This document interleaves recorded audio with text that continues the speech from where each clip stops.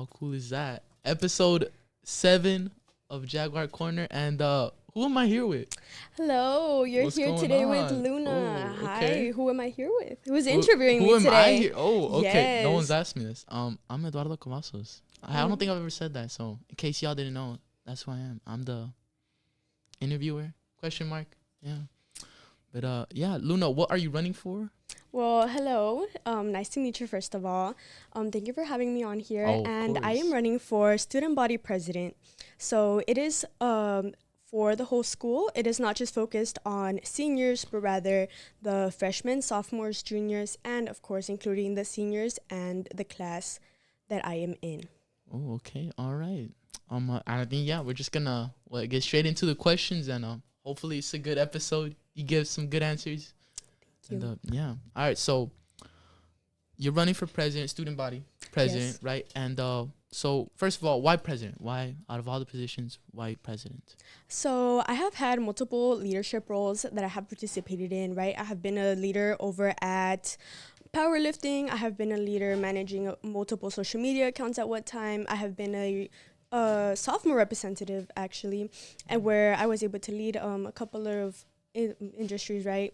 So I feel like I have those leadership skills. I am very informative. I am able to lean forward and to take a step, take an initiative into what needs to get done, right? I'm very social more than anything. So I'm able to communicate with not only my class, but with the new people that are coming in, right? The freshmen. I know it could be pretty intimidating when you're coming into high school, right? So it is one of my main goals to not let anybody feel that way, but to definitely include people and allow them to have a good high school experience starting freshman year, not that they have to wait until their senior year to have a good experience. Yeah, that's true. I know, I definitely know a lot of, well, not know, but like I've definitely like seen a bunch of freshmen and sophomores as they go up. They have more fun when they should have had from the beginning. Yeah, having right? that relationship between like the community that's supposed to get built, especially here at Achieve, right? Like we're not the biggest school, right? And thankfully we're not the smallest, but it's a very mid-sized school where, you know what, everybody at one point does get to know each other, and those relationships need to get built. Yeah, and I think that's a good part. But move on to the second question. And so this is an interesting question. But out of all the past presidents, when you were freshman, you saw, what would that class of 2028, I think, 2027. If you've seen any of the presidents, did you like did any of them pop out of you like, oh, I liked what he did, or I liked what she did, or that thing she did, that was pretty cool, I want to do that? Okay, so not even in a bad way, right? But I think you meant like the 2023 president, 2024 president, not 27, 28. What do you, or yeah, just like anything you've seen that you've liked, like in the past. It's because it was like 2027. Like this is like. Oh 20, yes, yeah. I confused the years. Yeah. Yeah. Okay, yeah. So actually, My bad. if I had my phone here, I would show proof. Oh, I actually texted the 2024 president and I texted the 2023 president, kind of asking how they were able to manage it, what they did, right? Okay. So I was very informed about what this position does and what are my responsibilities before even deciding to run on it, because I'm not going to propel myself into something that I am not ready for or something that I will not have time for, right? That's so true. On the 2024 president, Natalie, I really liked the initiative that she took. I liked how, even though it was a new program with a new leader in charge of the student council, she was able to like get everything ready and allow us to have a good and a fun year that year. Before that, we had Lauren, right, with Mr. Rod. Oh yes. And she was also very amazing. She was very not strict, right, but she was very outspoken. She had that leadership voice. I liked the way that she was able to voice out. And you know what? If you didn't do something, she would let you know. She would let you know, and she was very good to work with. She would get stuff done. Yeah, she would get stuff done. She had that initiative, and like just the way that she led was very, very straightforward. There wasn't any secrets. There wasn't anything that some people did know, some people didn't know, right?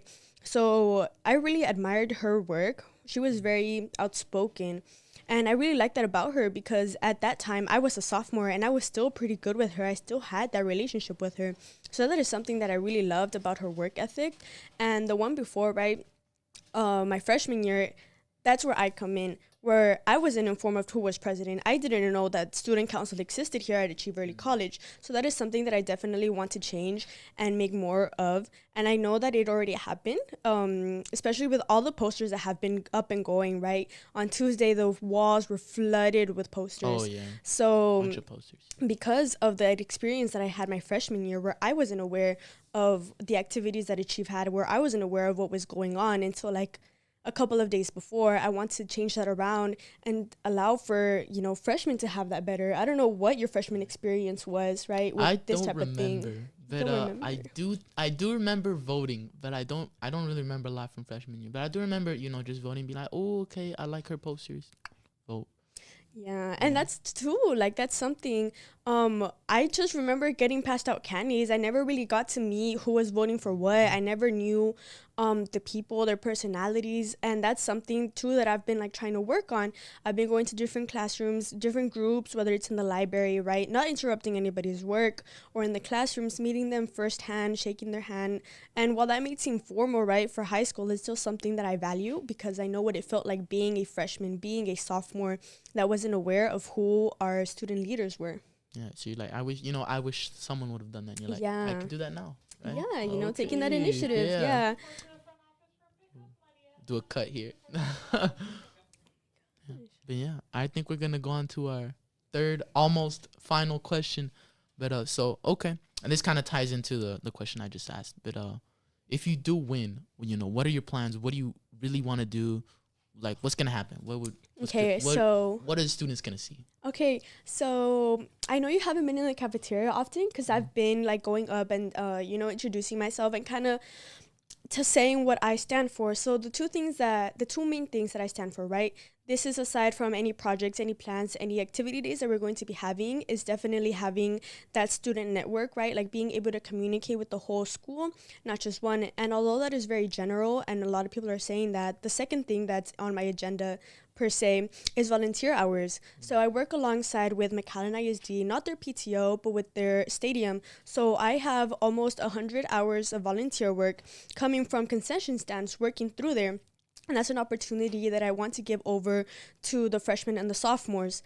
I work directly with Mrs. Edwards, and she was the one that helped me like get that much community hours. So by allowing the freshmen and the sophomores, and of course juniors and seniors, right, complete their hours, with that I'm gonna help them. Like that's one of my main priorities, allowing them to have a smoother transition over to their resumes, having a smooth transition into their college agendas, what they need, because we do need those 60 hours to graduate, right? And moreover, like with concession stand, not only are you helping other people, but you're helping yourself, and you could write that off as I worked with food, I worked with serving people, I worked with customers, that improved my people skills. And I worked with money more than anything. A lot of people, when you're trying to get a job, it's like, have you worked with money before? Like, have you handled finances? So that is something that I strive to push more, and it's one of the main initiatives that I have. That's good. Yes. Good. Because I think just doing community out, because like one, you put on your college resume, it's good for you, because like 3, you learn the skills, like you learn how to handle money, you learn how to talk to people, right? So people that might have been more shy get to like, okay, it's not that bad, like nobody's gonna like I don't know, like laugh at me or whatever, right?